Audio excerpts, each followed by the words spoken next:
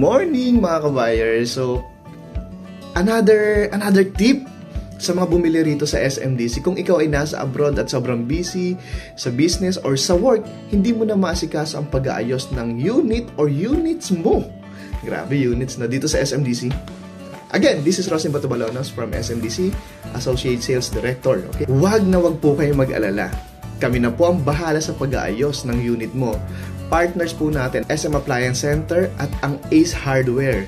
So, para kumpletuhin ang iyong property dito sa SMDC. So, panoorin ang costing ng mga units mula studio unit, 1-bedroom unit, hanggang sa 2-bedroom unit. Ika nga, no? We've got it all for you. So, watch this.